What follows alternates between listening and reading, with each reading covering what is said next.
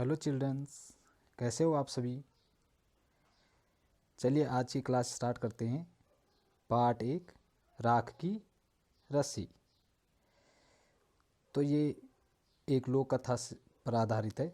लोक कथा का अर्थ है वह कहानियाँ जो हमारी प्रचलित रूप से कई वर्षों से जिनको हम सुनते आ रहे हैं, और ये हमारी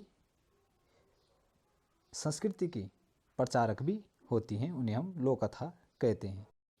तो चलिए लेसन स्टार्ट करते हैं।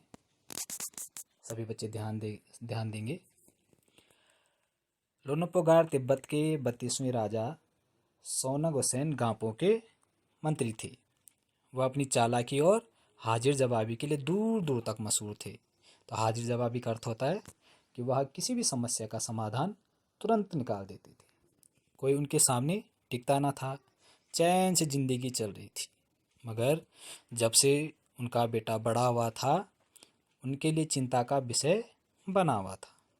मगर न कारण यह था कि वह बहुत भोला था। होशियारी उससे छूकर भी नहीं गई थी।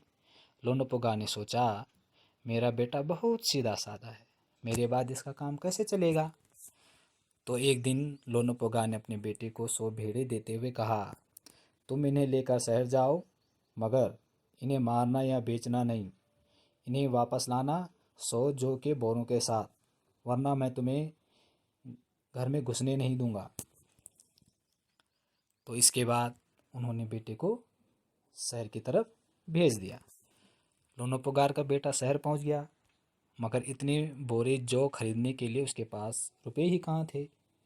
वह इस समस्या पर सोचने विचारने के लिए सड़क किनारे बैठ गया, मगर कोई हल उसकी समझ में नहीं आ रहा था कि किस प्रकार से पैसे 100 जौ के बोरे लाऊं। वह बहुत दुखी था।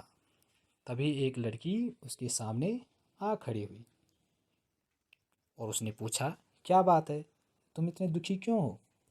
लोनोपोगार के बेटे ने अपना पूरा हाल उस लड़की को सुना दिया। इसमें इतना दुखी होने की कौन सी बात है, लड़की ने कहा, मैं इसका हल निकाल देती हूँ। इतना कहकर लड़की ने भेड़ों के बाल उतारे और उन्हें बाजार में बेच दिया। जो रुपए मिले उनसे जौ के 100 बोरे खरीद कर उसे घर वापस भेज दिया। किसको? लोनोपोगार के बेटे को। लोनोपोगार के बेटे को लगा कि उसके पिता बहुत खुश होंगे, मगर उसकी आप बीती पर उन्होंने ध्यान नहीं दिया। वह उठकर कमरे से बाहर चले गए। दूसरे दिन उन्होंने अपने बेटे को बुलाकर कहा, पिछली बार भेड़ों के बाल उतारकर बेचना मुझे जरा भी पसंद नहीं आया। अब तुम दोबारा उन्हीं भेड़ों को लेकर जाओ और उनके साथ जौ के 100 बोरे लेकर ही लौटना। एक बार फिर निराश लोनोपोगार का बेटा शहर की उसी जगह पर जा बैठा जहां वो पहले गया था। न जाने क्यों उसे यकीन था कि वह लड़की उसकी मदद के लिए दोबारा जरूर आएगी। और हुआ भी कुछ ऐसा ही। वह लड़की आई। उससे उसने अपनी मुश्किल कह सुनाई। अब तो बिना जौ के 100 बोरों के मेरे पिता मुझे घर में नहीं घुसने देंगे, लोनोपोगार के बेटे ने उस लड़की से कहा। फिर लड़की ने सोचकर बोली, एक तरीका है। उसने भेड़ों के सींग काट लिए, उन्हें बेचकर जो रुपए मिले उनसे 100 बोरे जौ खरीदे। बोरे लोनोपोगार के बेटे को सौंपकर लड़की ने उसे घर भेज दिया। भेड़ें और जौ के बोरे पिता के हवाले करते लोनोपोगार का बेटा खुश था।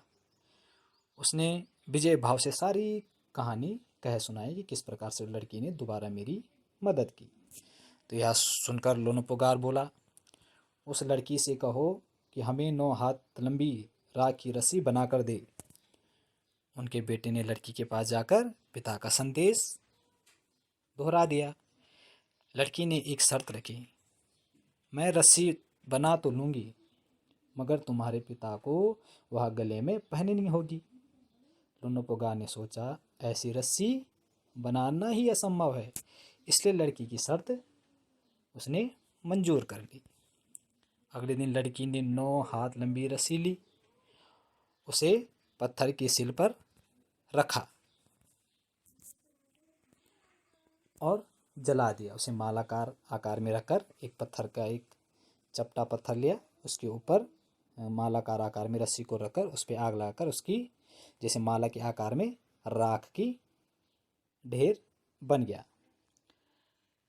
तो इसी समय समित लोनोपोगार के पास ले गई। उसने वो पत्थर उठाया, वो माला का आकार, वो जो बनी हुई राख की रस्सी थी, वो लोनोपोगार के सामने ले गई। लोनोपोगार रस्सी देखकर चकित रह गया, वो आश्चर्यचकित हो गया।